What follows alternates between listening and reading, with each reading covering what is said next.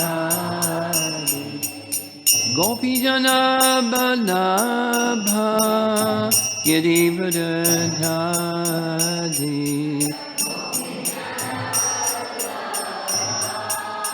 Girivardhari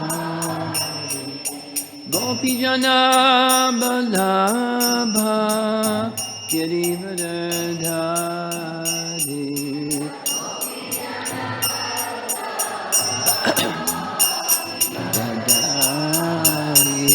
Jasodanandana Braja Janarandana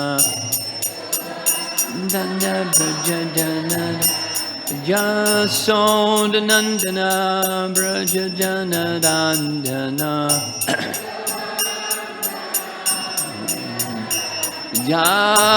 Jamunatira Vanachadi Jamunatira Vanachadi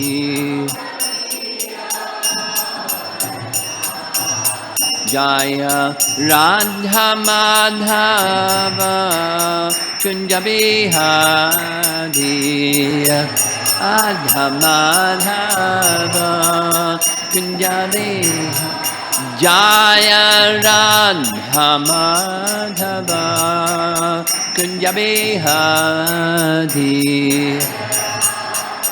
Madhava Kunjabihari Gopijana Balabha Girivardhari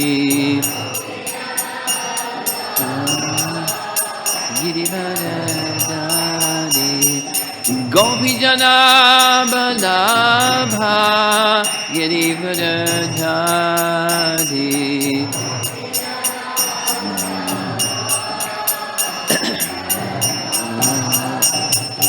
Jasodanandana Braja Janarandana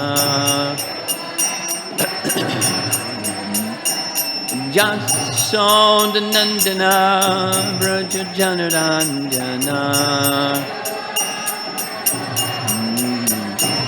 Jamunatira Vanachadi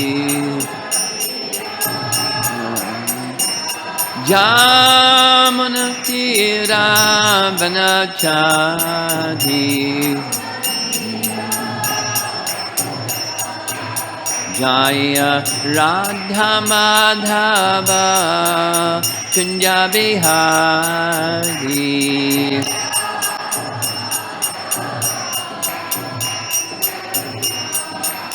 Jaya Radha Madhava Kunjabihari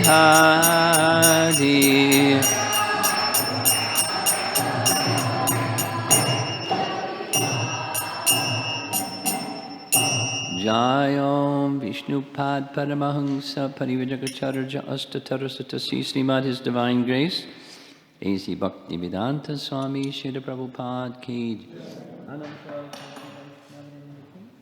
Gaur Premanandi.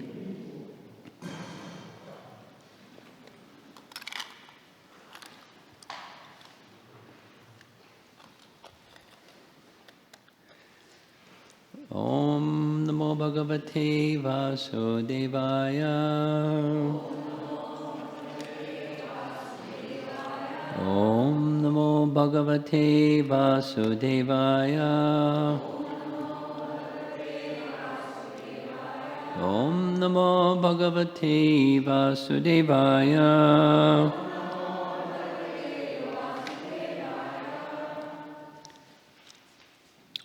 Here's our topic for this morning.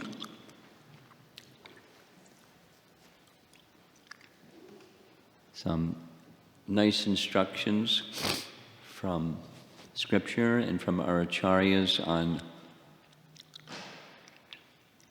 acting or striving to act, being in the consciousness of having no false ego.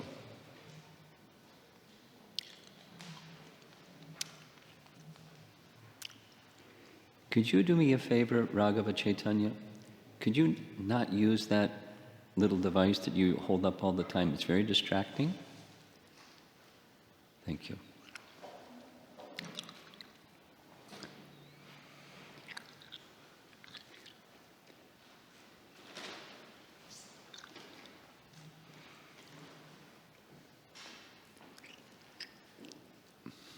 This word, namaha, is part of our devotional life.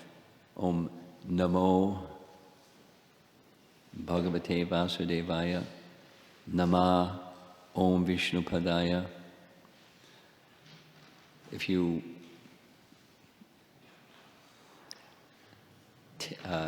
look for it, you'll find it all over the place. Namaha. And it has a very important meaning, something that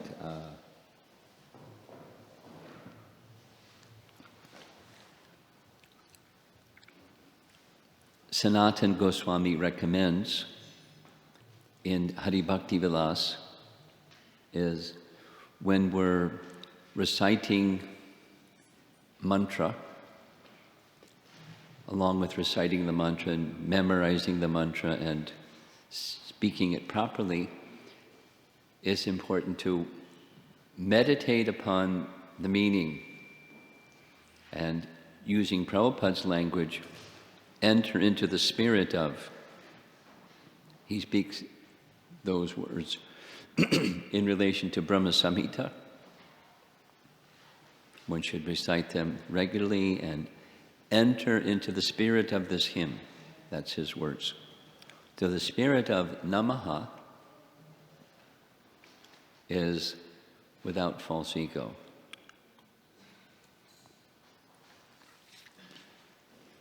And we're going to hear something about that this morning. And it connects with one of the topics that we discussed yesterday evening. One of those topics that we discussed yesterday evening was, the main topic was receiving empowerment. Somebody that knows how to deal gently with children can let the children know that they can't play the drum during class upstairs. Who knows how to gently deal with children? Oh, Mukunda, good.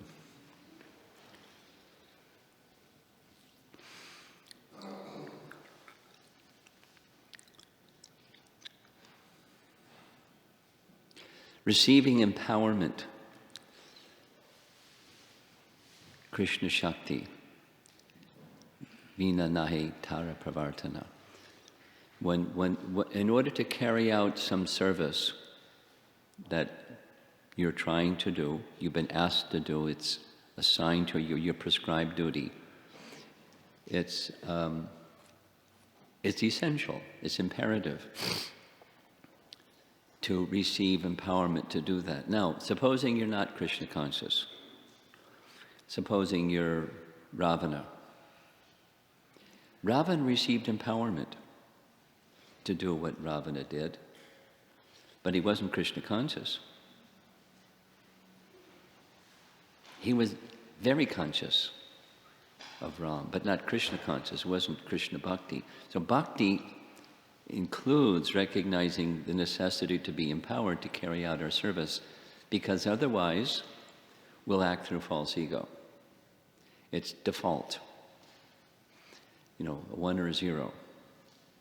Either you're, so there's, in between, there's degrees of acting in false ego and acting without false ego. Ravana is way over on that end, and we're somewhere in between, and then there's the pure devotee position. And striving for that goal of pure devotion requires becoming freed from false ego. It's abundantly discussed in Bhagavad Gita, not a foreign concept to us from spiritual life, but spiritual life entails entering into the mood of namaha. So that's our topic. We heard yesterday 2 different instructions, empowering instructions that Lord Chaitanya gave. One was take the instructions of Bhagavad Gita and Srimad Bhagavatam, receive it, and distribute it to people throughout the world, in this way become guru. And then another instruction was the chanting of my holy name will be heard in every town and village throughout the world. So great souls have faith that simply because Bhaktivinoda Thakur wrote like this, because Lord Chaitanya said it will happen, it's going to happen. There has been time separating from when Lord Chaitanya said it, when Bhaktivinoda Thakur attempted, and Bhaktisiddhanta further tempted, and Srila Prabhupada further fulfilled, and it's now going on. Just yesterday, when I reached the airport in Chicago, what do you call that? You know, where the luggage comes out, conveyor belt number 6, whatever you call that thing. Baggage claim number 6, yeah. So, you know, they have those signs that change. I was very surprised, and I'm going to share with our GBCs in in China, an advertisement in English, but also with some Chinese script for tourism to Shenyang. Now, I know where Shenyang is on the map, and I've even been to Shenyang, but I was really surprised that they're making a tourism advertisement in Chicago for visiting Shenyang. You ever heard of the place before? But, you know, they want you to know about it and go there. It's a promotion, a tourism promotion. They're spending money in Chicago to get people to go to Shenyang. So we have more than like a travel advertisement to go to the spiritual world. We have instructions that the chanting of the holy name should be heard all over the world. And people should hear the message of Bhagavad Gita and Srimad Bhagavatam as given to us by Lord Chaitanya all over the world. So to do that requires empowerment.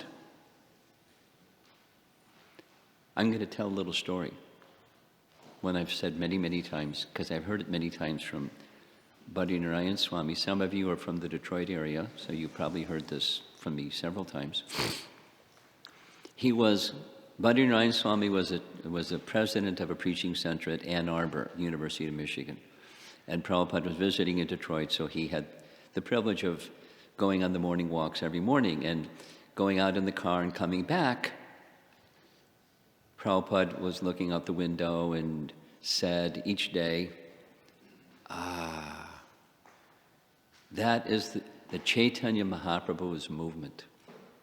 He said it every day coming and going, and so finally one devotee asked, Prabhupada, when you're looking out the window and you're saying this, what is it that you see? And this is what he saw. The Sherwin-Williams logo of a bucket of paint covering the world. That is Sri Chaitanya Mahaprabhu's movement. So to do that, you got to have empowerment. And we mentioned, it's not like you have to get in an airplane and travel around the world and go to Shenyang, and there's already devotees in Shenyang. For your information, I conduct an annual japa retreat in Shenyang. And about 50 people come. And then, you know, they're teaching other people so it's happening slowly. But it requires empowerment. It's a service. And if you're going to be empowered, then you can't be in false ego. Because you're in false ego, you're not going to receive empowerment. You're going to think I'm the doer. It's part of empowerment is to let go of false ego. But, false ego has a very strong hold on us. It's not easy to let go. And so, how to let go, that's this Saranagati. That's what we're going to be discussing. The Saranagati is a means, it's describing the elements or the principles of taking full shelter, Sharana. Everyone knows the verse. Sarvadharmam parityaja mamekam sharanam braja aham tvam sarva papebhyo moksha yeshyami ma suchaha. Sharana is surrender or taking shelter, and agati is moving to that position, attaining the position of sharana. And we heard and discussed, so I'm doing again, from the Govindaraja's commentary on Ramayana. Some of you are very familiar with this because you've heard the recordings, but if not, you can hear the recordings coming up.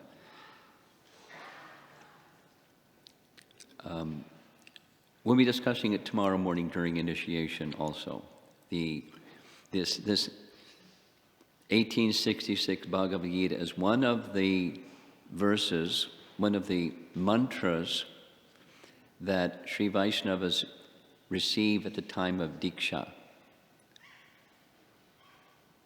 There's a nice devotee couple I know that they didn't receive some of the other ones, but they just received that one from a guru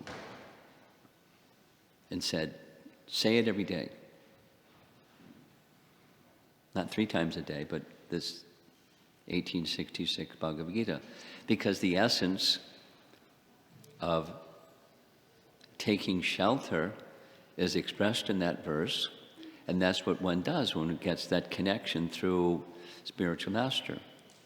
So Chaitanya Mahaprabhu taught this process of Saranagati. It's found right within Chaitanya Charitamrita, and there's 6 angas or limbs.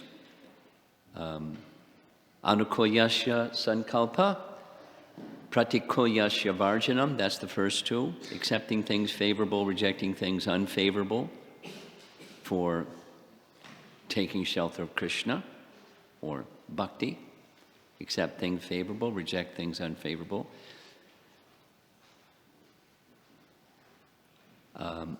Rakshishtite, feel oneself to be protected by the personality of Godhead in all circumstances. Goptritve varanam, accepting him as one's Lord and Master. Atma nikshepa, dedication of everything, body, mind, and words, to the service of the Lord. And karpanye, humility. When Bhaktivinoda Thakur writes his Saranagati songs, he starts with the last one first. Or in this list at least, the last one is karpanye, or dainya, he uses that word. Humility, because you don't surrender if you're not humble. And shadvidha, Saranagati. Now, Vishwanath Chakravarti Thakur has an elaborate presentation on this topic because it's in Chaitanya Charitamrita, and so our acharyas have abundantly commented on it. Goptritve varanam, he writes, is the angi, or the principal anga, and the others are secondary. the language is Swarupa and Tatastha, primary and secondary. Angi, and the others are angas of the angi. And this Goptritve Varanam is discussed in a number of places. Here's from Bhaktivinoda Thakur's Jaiva Dharma. It's complete dependence on the Lord.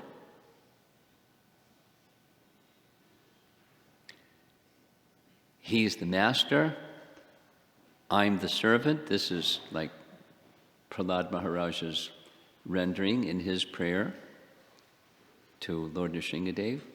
You're the master, I'm the servant, and there's nothing else between us.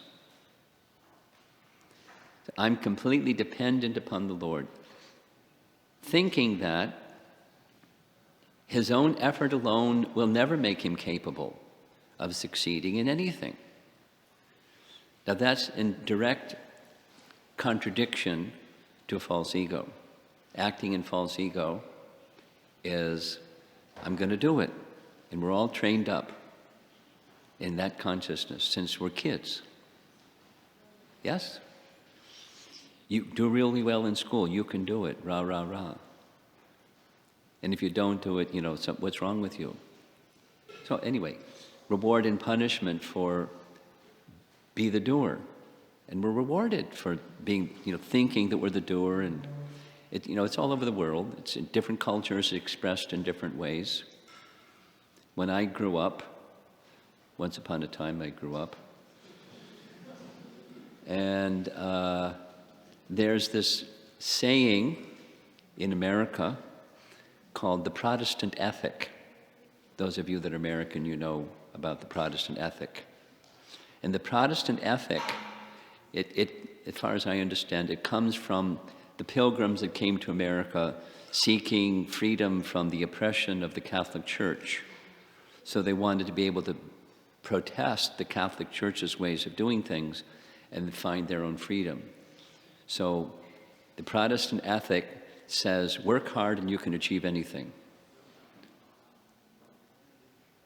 Depending upon God, but work hard and you can achieve anything.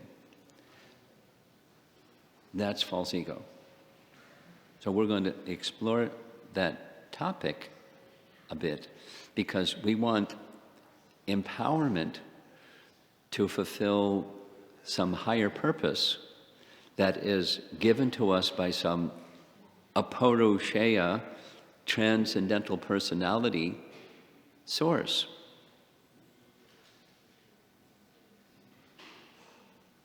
And even the little steps to get to that transcendental goal requires empowerment, requires namaha, and being completely dependent upon the Supreme Personality of Godhead.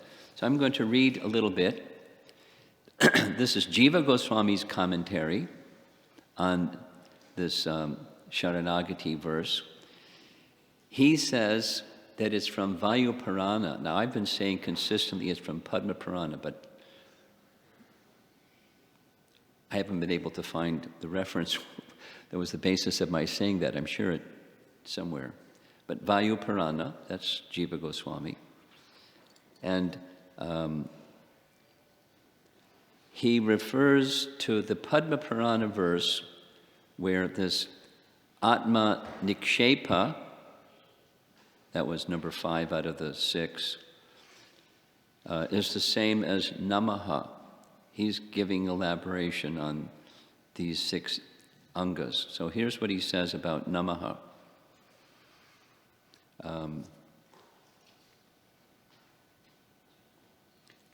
There we go.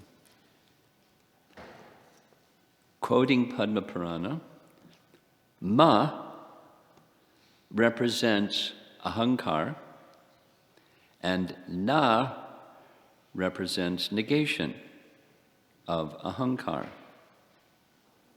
Thus, by uttering namaha, so when we're chanting Nama Om Vishnu Padaya or Om Namo Bhagavate Vasudevaya or any of the other mantras or recitations that have namaha, there's many, many.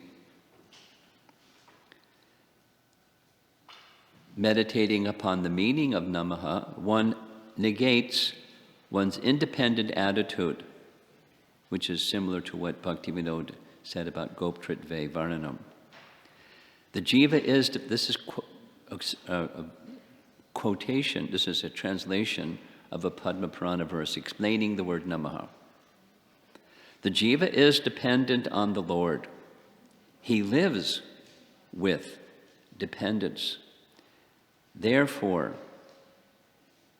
one should completely reject the idea of accomplishing by one's own capacity. Nothing is left to be accomplished by the ability of the Lord. Nice way to say it. Nothing is left to be accomplished by the ability of the Lord. Consigning one's body to the Lord, one should serve him. So, little sharing, just taking this statement and giving a little example. Question somebody asked one time, and it's in a particular way. Could you help me understand why it is that when I am submitting a question and get an answer to that question, I feel very connected to the message. However, after some time, it dissipates. Could you explain why that happens again and again and again? So the answer goes like this. False ego. We're thinking, oh, here's a problem. Here's the solution to the problem. I'm going to go do it. Because that's how we're trained. Go do it. Get it done. And then when you act through false ego, we're going to hear some more about this, so be prepared. When you act through false ego, the spiritual potency dissipates. Spiritual consciousness becomes covered by false ego, and that spiritual Shakti, Krishna Shakti, becomes dissipated by, I'm going to do it.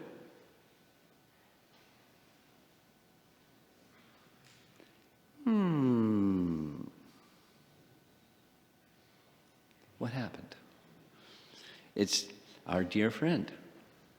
False ego just robbed spiritual potency. Supposing you don't have false ego, just supposing, close your eyes and imagine not having false ego, you won't have that experience. You'll stay connected to Krishna Shakti. So, our own false ego is a formidable enemy of spiritual strength.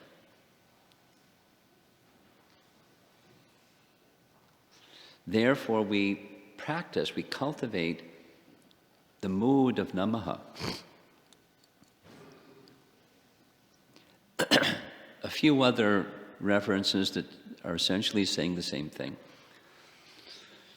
We're going to hear it again tomorrow, but Govinda Raja, when I say Govinda Raja, he is the commentator on Ramayana that is in the line of Sri Vaishnava Acharyas and wrote the most comprehensive and scripturally supported commentary on Ramayana. So, when one receives mantra in Sri Vaishnava tradition, Govinda Raja explains, this word namaha is there in each of the mantras, and namaha means, may I not have the feeling of doing things for myself. That's the negation. The positive is, who do you do it for if it's not for yourself? We're saying, I'm going to say the same thing in a lot of different ways, but acting, chapter 3 Bhagavad Gita, what to do about the fact that when you do something, there's a reaction. for that something that you do. Well, there's a reaction for that something that you do if you consider yourself to be the cause of the result and therefore the enjoyer of the result. Prabhupada's term is fruitive activity. What's the goal of fruitive activity? To get a result. And what's the goal of getting the result? Be the enjoyer of the result, because I did it. It's mine. I'm entitled to enjoy what's mine.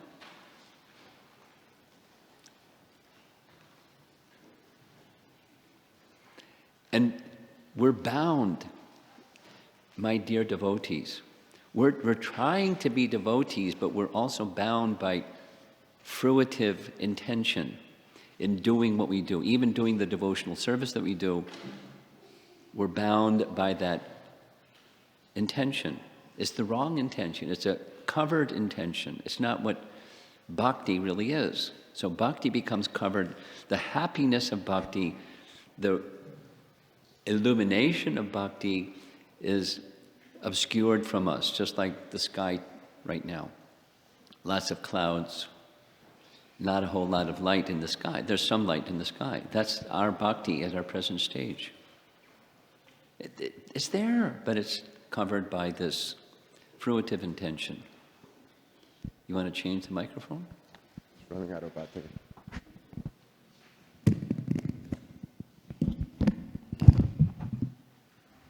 Okay.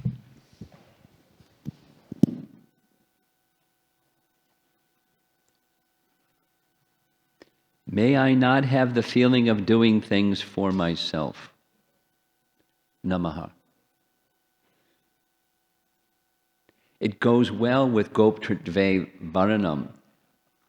You're the Lord. You're the object of pleasure. And like this discussion yesterday, this nice mother saying or devotee, saying, is my real happiness to feel full, then I can become, when I'm feeling full, I can deal with unpleasant things and people saying harsh stuff or bad circumstances, and I'm okay because I'm feeling full. Should I aspire for feeling full? Remember, I discussed that. So, aspire for being in the mood of service. And an obstacle in the mood of service is thinking I'm doing things for myself. Namaha. Another similar example, Canto 2, Chapter 9. That's where Brahma comes before the personality of Godhead, Vishnu, when it's still total darkness. He's on the lotus flower that comes from the stem, that comes from the body of Garbhodakshay Vishnu, and it's darkness in all directions. You can just hear some splashing of the waves of the Garbhodak ocean. That's about it. And he tries to climb down to find where the stem comes from. He can't find the end. He hears tapa, he goes back. He does his tapa, and right in this ocean of darkness, the personality of Godhead appears in his fullness with all of his shaktis, and the whole, the spiritual world in its, what's the word? Like Antarjweep, the center, the center of the flower of the universe. Anyway, so he comes before Lord Vishnu. Lord Vishnu greets him. In this case, the Brahma that's being spoken of has a relationship of friendship, Sakya Rasa. The Lord Vishnu stands and extends his hand to shake hands with Brahma. Welcome. I want to give you a benediction. Tell me what you would like. So he's very intelligent. He asks for several things. But one of the things he asks for is, I'm going to be doing this creation very soon, and please free me from the false ego of thinking that I'm the creator of the universe. Rather, I'm simply a dependent instrument of your will to bring the creation about. Please protect me from false ego. This is namaha. I shall be occupied in your service. I pray that all this may not give rise to pride, as if I were the supreme. Because part of the thing with doership is you become the owner of that which you do, that's material consciousness. When you think like that, then you're bound by the fruits of your work. You're bound to material consciousness. You're bound to karma. And the true self is covered. Thinking this is spiritual. I mean, it's heading in a good direction, but it's not complete yet. And then one feels pride. Look what I have. One feels envy. No, I don't have, someone else has. You feel envy and pride, arising from false ego, arising from thinking you're independent. But we want to let go of that, or negate that sense of independence.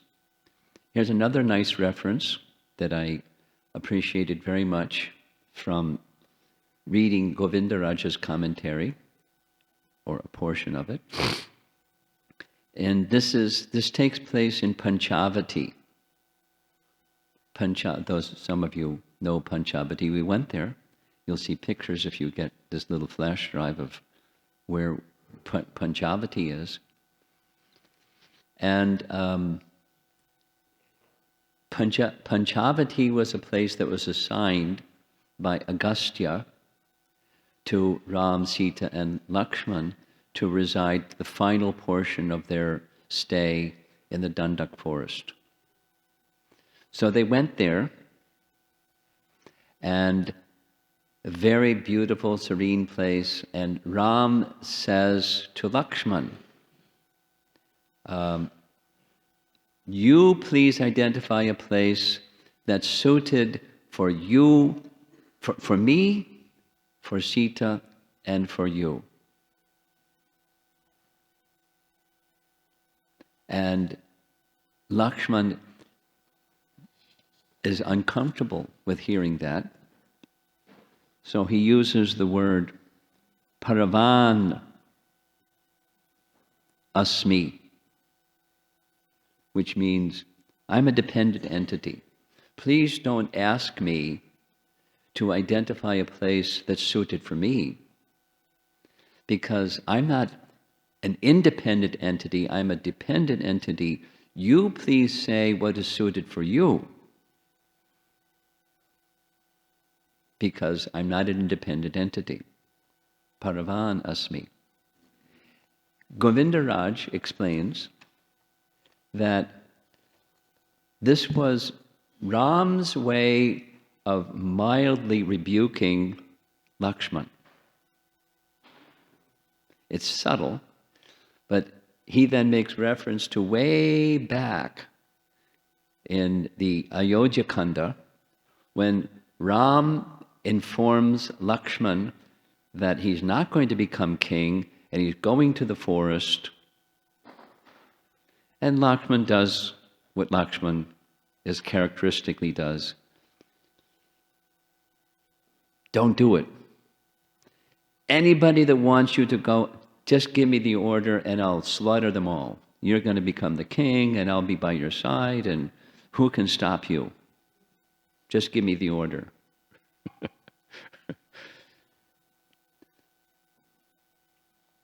And Ram checks him and says, I'm going to the forest. So then Lakshman's mood changes and says, let me go with you. And the words written by Valmiki are, Aham sarvam karishyami jagrata swapatash cha.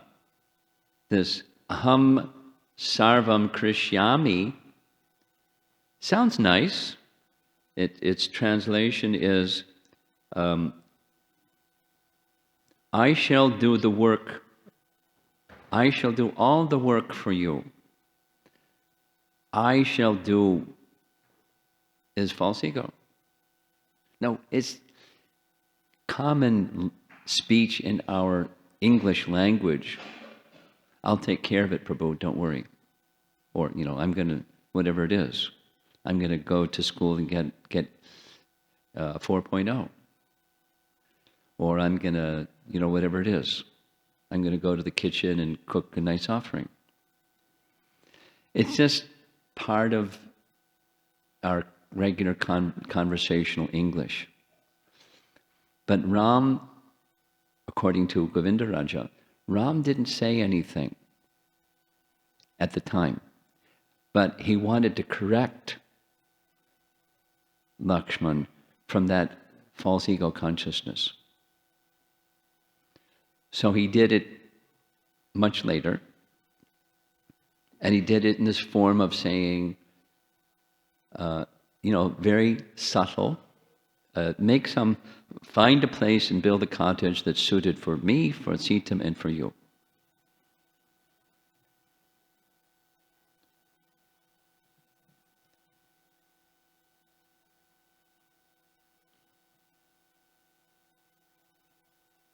When Lakshman said, Aham sarvam krishyami, even a slight feeling of, I will do something that is independent of Ram's pleasure or directives or will, contemplating action through false ego, Ram doesn't approve. Some of you are familiar, probably, with Chaitanya Charitamrita, where Sanatan and Rupa Goswami were taking shelter of Chaitanya Mahaprabhu. They gave up their aristocratic position and all their wealth, etc., and sought the association of Chaitanya Mahaprabhu. Sanatan Goswami was put in jail. He's bribed his way out of the jailkeeper's position and went searching for Lord Chaitanya. And he found him. On his way, Sanatan Goswami came across his brother-in-law. His brother-in-law saw him in his condition. He gave him a nice chadar. And when Sanatan Goswami came before Chaitanya Mahaprabhu, he had a beard like a Muslim. So Lord Chaitanya said, make him gentle, shave him. And then Lord Chaitanya continued to look at his chadar. Sanatan Goswami, being very intelligent and a minister, he could understand without any words that Lord Chaitanya didn't approve. So that very day, when he went to take his bath at the river, he saw a mendicant, had his old tattered cloth upper garment stretched out, drying in the sun. And Sanatan Goswami appealed to him, please accept this chadar in exchange for your torn quilt. And the man said, don't make fun of me, this isn't nice. You're a gentleman, and you don't make fun of sadhus like this, please. He said, no, I'm not making fun. I mean it. I just like to exchange this for that. So when he came back, wearing the torn quilt instead of the nice chadar, Lord Chaitanya said, very good, because you're on this path of renunciation and you were attached. So a good physician, this is Lord Chaitanya's words, a good physician not only frees a patient from a particular disease, but he goes all the way so that that disease will not appear again. So you've done the right thing. Now, it doesn't mean if you have a nice chadar, you have to give it away. But it's a principle that Lord Chaitanya was teaching to Sanatan Goswami. You're going in the direction of detachment. Do it completely. So in this namaha topic, with Lord Ram wanting Lakshman, so he's instructing, Lakshman's not a conditioned soul like us, but Lord Ramachandra was correcting him, and he understood.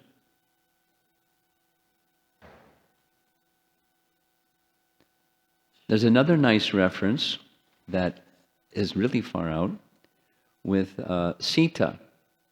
This is again Govindaraj, explaining like this.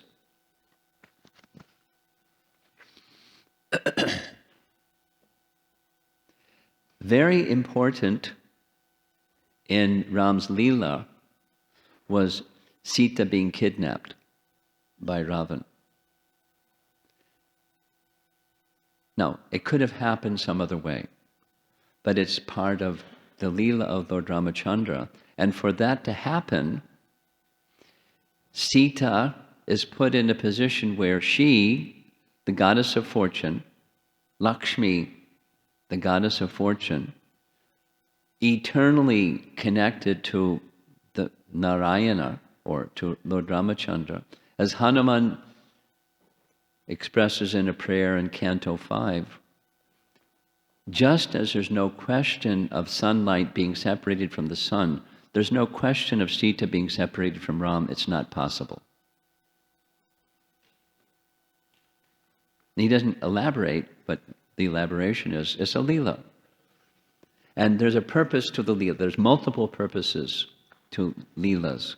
And one of those purposes, in this case, according to Govindaraj, is Sita, for the first time in her life, she has a desire that's a false ego desire, which is not thinking of what Ram wants, thinking of what she wants.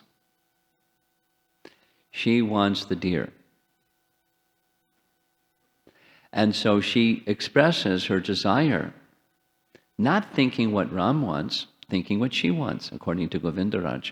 This is a behavior like us, a soul that has a connection with Bhagavan and a separate desire other than the interest of Bhagavan. And, Govindaraj writes, when Lakshman, acting like the position of Guru, corrects her and says, that's not a deer, that's Maricha. He says it specifically, because it was known that Maricha had mystic powers, one of which was he could assume different forms, and one of those forms he was notoriously known to assume was the form of a deer. There's details. It's Maricha. Don't go for it. And what was Sita's response? She just ignored him. Like the Brahmanas who ignored the cowherd boys when they came for requesting on behalf of Balaram and Krishna something to eat. The Brahmanas just ignored them. They didn't even say, look, we're busy in the yajna, come talk to us after the yajna. Just like they didn't even exist. She just ignored Lakshman as if he didn't even exist and went on saying, I want the deer. And she even said, if you can't capture the deer, you can shoot the deer, and then the deer skin, Ram and I can sit on when we're back in Ayodhya.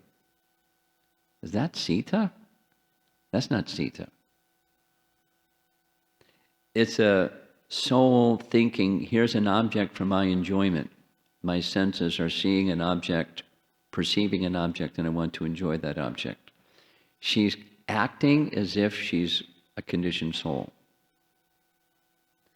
And because of that, she has a problem.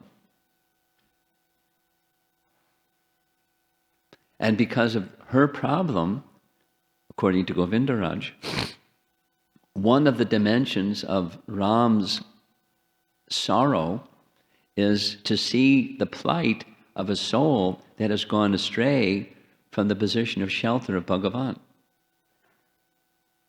And he is in so much anxiety.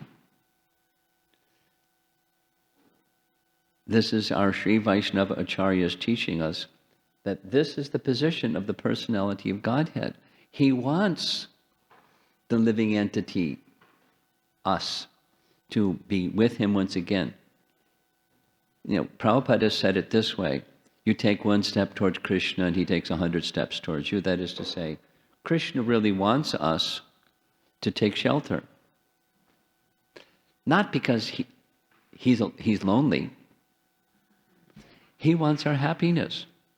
He wants our happiness more than we can. We want our own happiness. We don't even know what happiness is either. We have the wrong idea. So he wants us to have the right idea and wants us to have real happiness. And what an ordeal he goes through, Ram goes through to retrieve Sita. And what an ordeal, we go through our ordeal, but what is Krishna going through to help bring us to him? We don't think like that because we're self-centered. But think about it. Think about what Prabhupada went through in order to rescue us. And if a little light goes on about, and all of our acharyas, it's like a child receives so much affection and love and service from mom and dad. And the child is not thinking gratitude. Commonly, a child is thinking more. And, maybe saying please and thank you.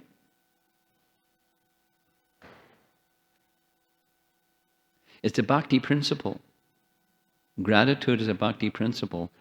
But without this, we're going to be acting through false ego, and gratitude is cosmetic.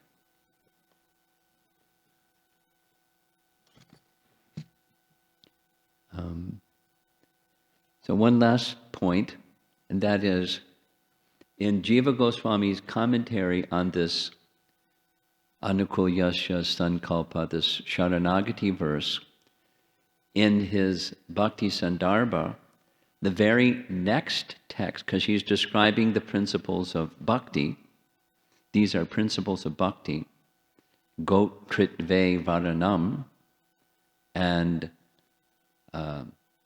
Prakshishati Vishvaso, etc. Karpanye, the humility, submission, Atmanivedana, all of these elements of surrender. The very next one that he chooses in Bhakti Sandarbha to speak about is the principle of taking shelter of spiritual master. This namaha he applies immediately next to the spiritual master. Here's what he writes.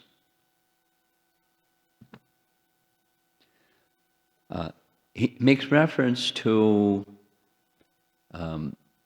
this nice section of Sudama Brahman story. We discussed this over the winter retreat, so here it is again. When Krishna is with Sudama, and he's in this particular section, he's speaking with the voice of the personality of Godhead. He treats Sudama like a brahmana, he treats Sudama like a friend, and then he treats Sudama like I'm the personality of Godhead. And he's explaining teachings about the importance of guru, because they're talking about their guru, Sandipani Muni. So there's 3 verses. My dear friend, he who gives a person his physical birth is his first spiritual master, that's his biological father. And he who initiates him as a twice-born brahmana and engages him in religious duties is indeed more directly his spiritual master. That's what Sudama, Sandipani Muni did. But the person who bestows transcendental knowledge upon the members of all spiritual orders of society as one's ultimate spiritual master, indeed, he is as good as my own self. Certainly, O Brahmana, of all the followers of the Varnashram system, those who take advantage of the words I speak in my form as the spiritual master, and thus easily cross over the ocean of material existence, best understand their own welfare. Krishna wants our welfare. Ram wanted Sita to be restored back to him. The personality of Godhead wants us to return back home, back to Godhead, where we went somewhere, went to a dark place. And he sent someone to find us. And fortunately, someone found us. And fortunately, it may have taken a while, but we said, yes. So we're in this, making steps, going again back to our original home, our original position, back home, back to Godhead.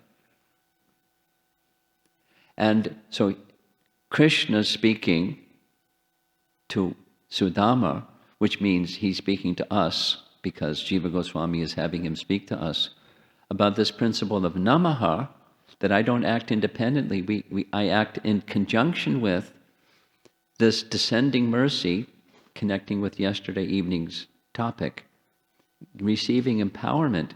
How do we receive empowerment? How does Krishna give himself to others? Krishna, we discussed it yesterday, Krishna entrusts himself, he gives power of attorney to his Madhyama Bhaktas and says, you can give me to whoever you like. We discussed this over the winter retreat, Vasudev Dutt. Lord Chaitanya said again and again, please accept this is true. I am the property of Vasudev Datta. He can sell me at any price. I declare it again and again. He declared it again and again. I am the property of Vasudev Datta. He can sell me at any price. Now, the price, when Lord Chaitanya said something similar to Lord Nityananda, the price he suggested was faith. Some. It can be more, it can be less, somewhere in between. It's some faith. That's the price. To receive the pure holy name, to receive Krishna in his fullness. And it takes faith to do this. And it's an instruction to do it. Repeated and repeated and repeated instruction to do it. And that person who does it knows what their real self-interest is. Again, from yesterday, na te vidu svartakatim hi Vishnu. In this world, people don't know what their real self, sva, artha. Sva, artha. That's the real self-interest. Not the material one, the real self-interest. So real self-interest should be aligned with our psychophysical nature, and I have this need, that need, the other need. These things are important to me. Our discussion from yesterday, I'm trying to connect yesterday with this morning with yesterday. Saranagati, coming to the position of full shelter of the personality of Godhead. We're not there yet, but there's an agati, there's a process. And this is an important one. So it's these two things, receiving empowerment and trying to carry out that instruction with empowerment without false ego. I'm going to do it. I'm not independent. I'm fully dependent. I, Lakshman, will create a cottage according to your indication. Then later, Ram doesn't give elaborate explanation. But Lakshman is given the intelligence by Supersoul within how to do the detail. And so one of the details, Ram comments later. Without my instructing you, you understood my desire. That was his desire, Ram's desire, was a very special arrangement for Sita, because here she is in the forest. She's a princess. She's accustomed to royal accommodation. And she voluntarily wanted to go with Ram, but Ram wants, something nice for her. So Ram didn't have to say it. Lakshman understood it. And he compliments Lakshman, you understood my mind. So again, yesterday, how did Rupa Goswami understand the mind of Lord Chaitanya? Lord Chaitanya empowered him. We need empowerment. We need a heart that isn't clouded like the sky this morning with too many clouds. So the illumination of what Krishna wants of us becomes possible. How does that? The mood of service. He's the master, we're the servant. I'm living my life, moving from the place of darkness to the place of light, to simply Krishna's interest is my interest. That happiness is the happiness I want to attain. And this acting independently business is something I have to gradually let go of. The sooner the better. And something has to replace it. The false ego position. The personality of Godhead's happiness. I'm simply the instrument of the personality of Godhead's instruction. That's it. Very simple.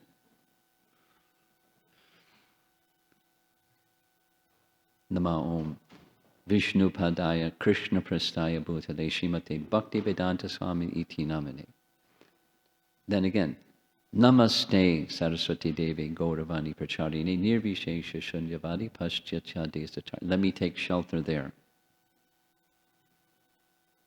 and be an instrument to help in that mission, as he is an instrument to help in the mission of Rupa Goswami, who is an instrument to help in the mission of Chaitanya Mahaprabhu. Let me be connected like that. That's disciplic succession. So, lights and see if there's some discussion.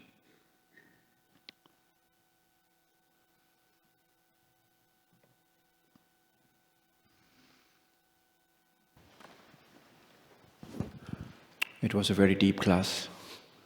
I'm just putting an extreme situation. It's nothing that is in my life, but I'm assuming an extreme situation. Let's say a disciple goes to a guru or authorities with a namaha intention, and even though he has an intention of namaha, but if guru or authorities has to say against his will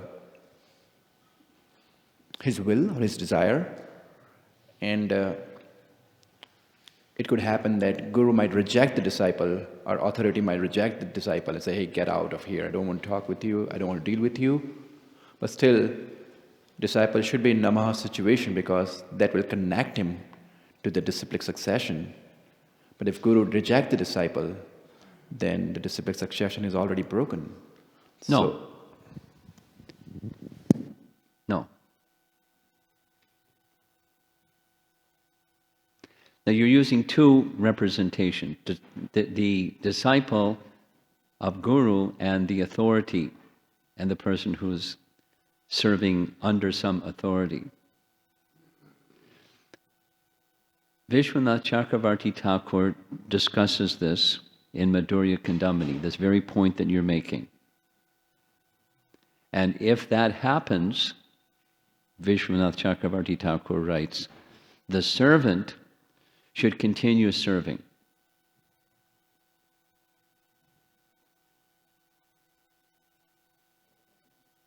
And he writes that in time, the displeasure and the mood of displeasure of the master likely will subside when seeing the mood of submission and continued humble position of the servant.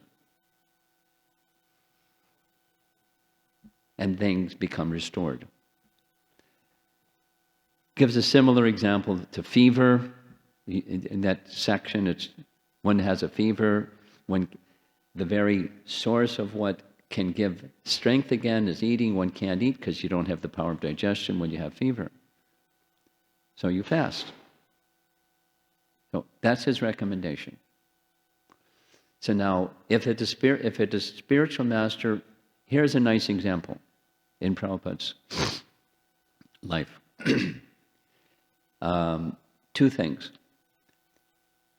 Some of you may know, some of you may not know, that there was a Sanskrit, besides Pradyumna, who, so I can see you all, besides Pradyumna, who was Prabhupada's Sanskrit Panditji, that's what he called him, a couple other devotees became proficient in Sanskrit and were performing similar service as Pradyumna was doing. One of them was Nitai. And in course of time, because he was scholarly, he started reading other books. And that led to falling off a cliff. Because when he read other books, he came across things that were not in Prabhupada's teachings, and at one point he asked Prabhupada's permission, "Can I leave your association?" And Prabhupada said, I wasn't there, but something to the effect that get out of here. And called him a snake. And Hari Sori told me later, the part of that story that's not known is that Prabhupada reached out to him several times to have him again take shelter. Prabhupada cried because of that condition. So he wasn't finished, except that he chose, not Prabhupada rejected. He rejected, but he accepted. Another example is Prabhupada's explanation of your ever well-wisher. He signed his letters, your ever well-wisher. So when asked, what was your intention behind that expression, your ever well-wisher, Prabhupada explained on more than one occasion, it means even if one goes away, I will continue to be committed as your well-wisher. So, is it possible for a spiritual master to reject a disciple? Yes. Is it possible for some authority to say, get out of here? Yes. Now, is that like a forever, the person is lost?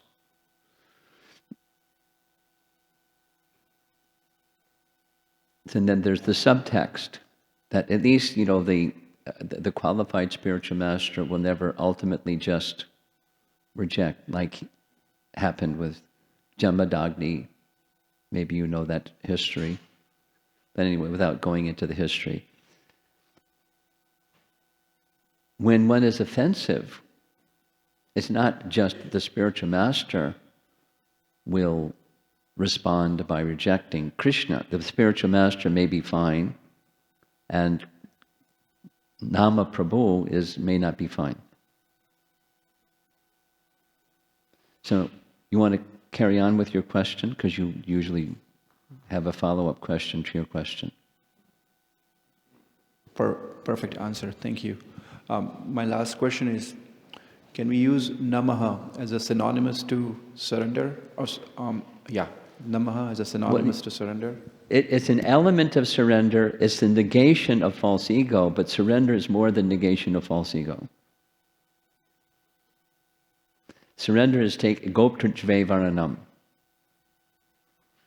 I'm not independent requires I am dependent. Namaha, we can have a difference in opinion. You can be an impersonalist and think namaha.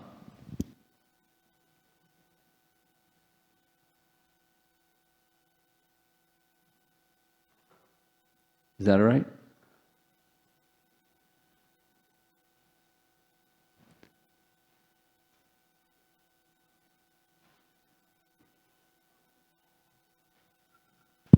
Hare Krishna. You mentioned that the complete dependence on the Lord, thinking that one's own efforts alone is not going to make him capable of succeeding. So I have a question based on that. Trying to formulate the question, so please bear with me. So sometimes I have prayed in the past that, my dear Lord, I require your intervention or your blessing in order to be able to do my work. I also get confused if that is engaging the Lord in my service. So I don't know how to distinguish between depending completely on the Lord and not wanting to engage the Lord in my service. How do I distinguish? My answer is it depends. In Govindaraja's explanation of this namaha, he writes that one should not think, oh, I'm being a burden to the Supreme Lord because I'm dependent upon Him and it has to, take care of me because I'm dependent upon Him. That consciousness is the right consciousness, and the answer is, no worries. For me, it's not a problem. Bhagavan responding to that concern. And then the other side of the spectrum is God is my order supplier. So one should be wary of that, rightly so. So it's subtle, it's a question of consciousness. And the consciousness of the mood of service. For whose satisfaction, whose enjoyment is this appeal being made? And in our present condition, it's a mix. And so we want to move towards the unmixed. So your question is apropos. And one should monitor internally. And if you look carefully, when you look carefully at exercise number 1 from yesterday, it invites that very evaluation. Okay?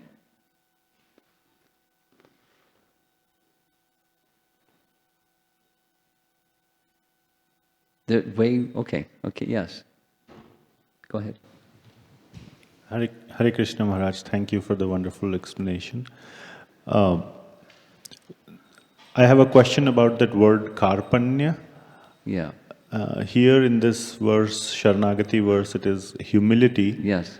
The one thing that has been going on in my mind is the Bhagavad Gita verse 2.7, karpanya dosha upahata subhavam.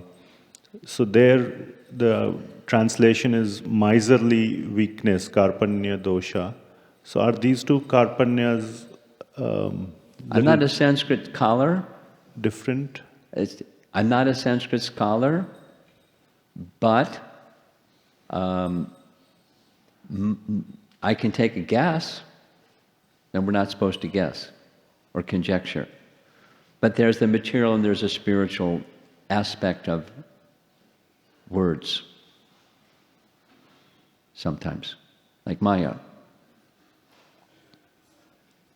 So Maya can mean this and Maya can mean that. So that's my conjecture. But in order to get careful reading on your question, I would like to ask a Sanskrit scholar, I know a few, and I'll report back to you after I hear back from them. Thank you so much. Okay? Over here on the ladies' side.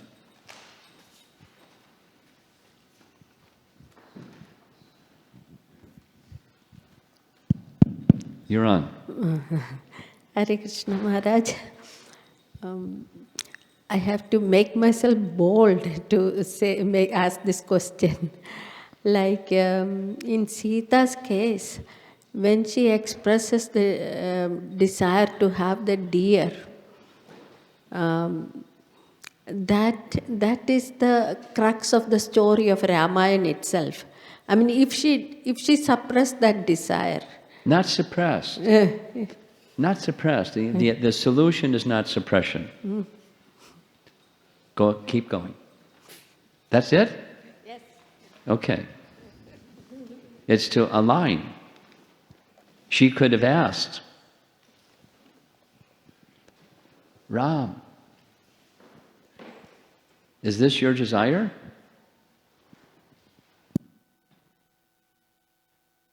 Or something. So there's a desire. Does this, you get the idea? So for us, in practical application, let's say, you're a well-wisher of your daughters.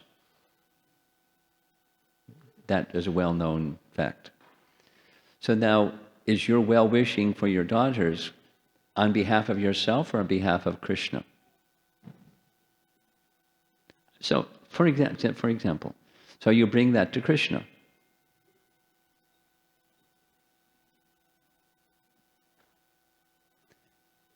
Someone else.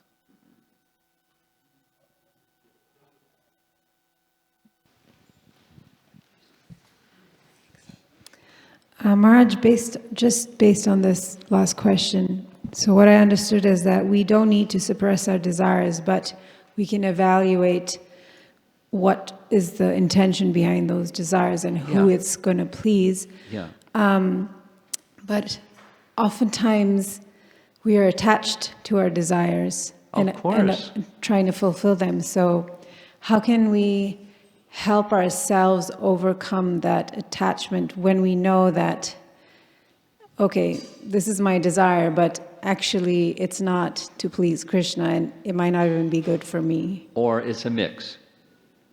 Sure. Or it's a mix. Mm-hmm. So, application exercise number 1. Take a look at it and try it. Try the application exercise number 1. And that will help you get an answer to your question. It's, we're responsible. Not somebody else out there is responsible. We're responsible for our own Krishna consciousness. We have teachings and we have resources, people, the holy name, kirtan, so many, Bhagavatam. And we're responsible for monitoring our Krishna consciousness. So that's an exercise to help take a look at the question you're asking. And the good news is, Krishna will help us. Super Soul will see, oh, she really wants to be connected with me. Let me help her. That's what's needed. Because that's the course correction. Mm-hmm. Given, it's mixed. And we want to get to the unmixed. And Krishna will help. But if you ask the question, then you're more likely to get an answer than if you don't get it, ask the question. So that's a very good application exercise. Very practical. Now, there's a question over here, and then way over by the altar. Right before you run, right behind you. Raise your hand again. Hare Krishna Maharaj. We may have a particular desire. Little softer, please. We may have a particular desire to progress ourselves in Krishna consciousness in our own way. Like, I feel like this will help me to progress myself in Krishna consciousness. And I may pray to Krishna that, please, Krishna, I have this spiritual desire to progress myself in Krishna consciousness. But Krishna may have his own plans to take us more closer to him, to progress, to considering our progress in Krishna consciousness. That may be not in align with my own spiritual desires, which I think. So, how can I understand what Krishna wants me to progress in my Krishna consciousness, what is his desire, so that when I pray to Krishna, I can align myself with his, at least I can accept his plans. Okay. Give the microphone to him, please. Two things. In framing your question, the language that you used 3 or 4 times was progress myself. So I noticed it, in part because you repeated it. And that's a false ego phrase. You can't progress yourself. That's just a comment. Now, the second part, the essence of your question is, how do I know whether the plan that I have of what the path of progressing toward Krishna is going to look like is what Krishna wants? You have to have a plan of working towards deepening your shelter of Krishna. And you have to be very flexible. This was spoken yesterday. And I'm ready for Krishna's plan. Probably about 40 years ago, I wrote a little essay on this. And when you're making, there's our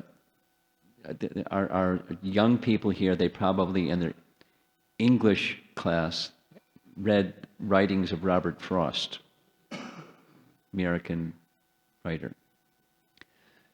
2 roads diverged in yellow wood, sorry I could not travel both. Right? You've heard that one? No? Where's some other young people? Anyway.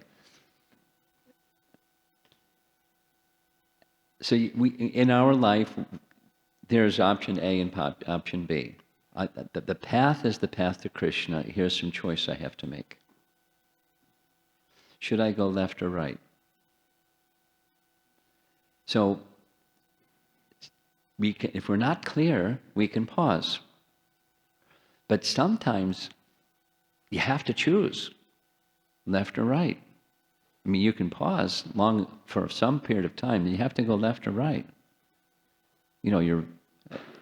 A car's coming at you. Pause.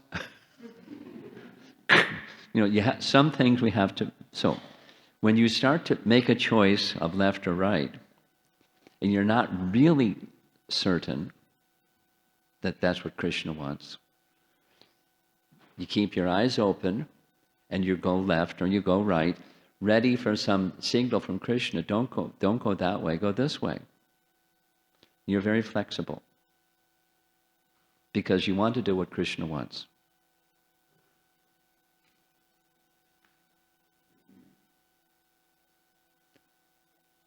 That's part of flexibility, is being tuned into looking for signals. Super soul will give signals, and it may be the super soul gives signals from somebody out there, besides, from within. Could be a signal from something. It's not just because somebody says something, that's it, I have to choose the other path.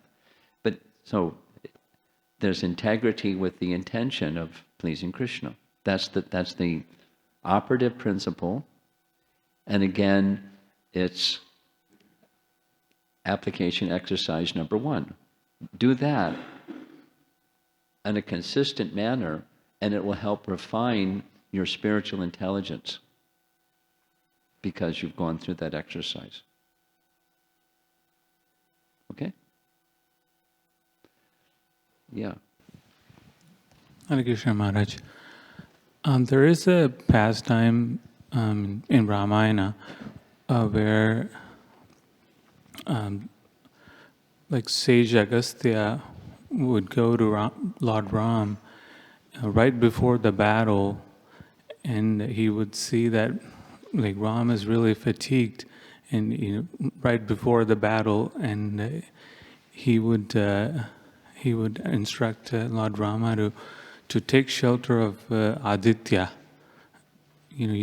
Just take shelter of his lineage, and worship the sun god, to give him the strength and overcome fear and basically to win over Ravana. So, is that here Lord Rama is acting out of without false ego. Is that a right understanding? What's your punchline of your question? Will that be a right understanding that here Lord Rama is thinking that he cannot defeat Ravana by himself. He needed to pray to the sun god to get the strength to fight. I'm not familiar with that section of Ramayana, so I'm reluctant to comment. Sounds interesting.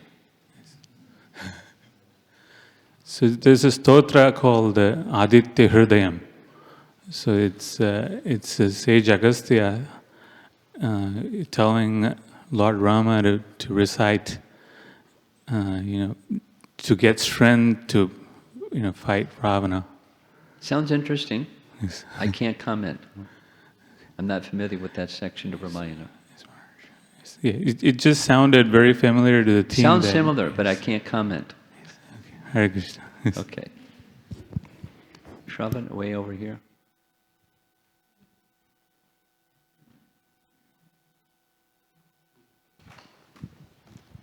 Hare Krishna, Guru Maharaj. Thank you for the class. Maharaj, while trying to apply this namaha, negating the false ego, at the same time we have our psychophysical nature, and we are meant to engage that in Krishna's service to get purified. Yep. How do we understand, is it included in the false ego or it's apart from false ego when we are applying this psychophysical nature? You offer palmfuls of Ganges to the Ganges. That's how. That is to say, where did our psychophysical nature come from? Krishna. And we offer whatever that is to the source of that psychophysical nature in the mood of loving service. I just heard Srila Prabhupada explain this principle, specifically your psychophysical nature and offering things. And, he was explaining it in terms of chapter 2, acting through false ego and not acting through false ego, the varnashram system, etc. So Arjuna has a psychophysical nature, and he's declining to act according to his psychophysical nature, and Krishna wants him to act according to his psychophysical nature. But when he does so, it's not with a bodily conception or a false ego conception. He wants him to do it in pure consciousness. I forget the Sanskrit word that Prabhupada was embellishing. But, in the mood of offering to Krishna. So that's the mood, not through false ego. And he specifically used the expression, palmfuls of Ganges.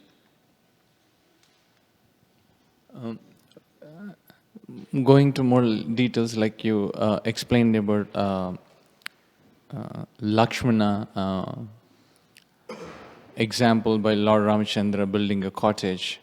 At the same time, Hanuman given the instruction to go find Sita. After finding, he burns the whole Lanka.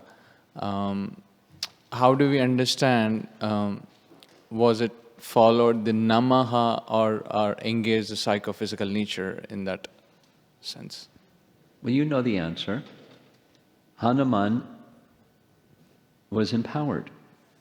He had no false ego. So what he did was similar to what Lakshman did when he made the cottage suited for the comforts of Sita, although he wasn't instructed to do so because he understood the heart of Ram, or the intention of Ram, the contemplations of Ram. And Hanuman similarly. It wasn't false ego.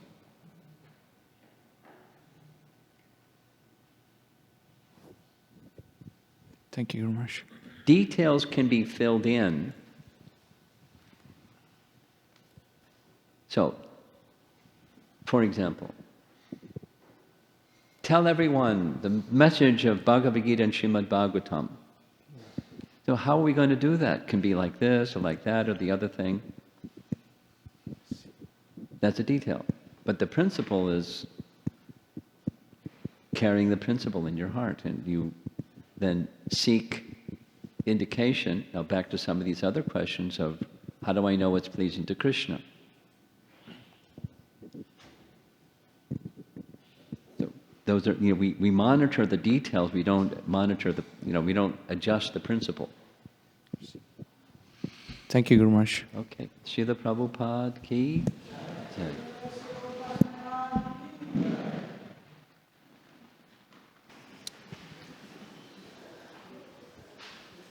Hare Krishna, dear devotees. On behalf of our beloved deities, Shishi Kishore Kishori, Sri Gauranitai, Sri Jagannath Sri Baladev, Srimati Shubhadra Maharani, His Divine Grace, Srila Prabhupada, our founder Acharya, and His Holiness Romapada Swami, I'd like to welcome you all to this most auspicious festival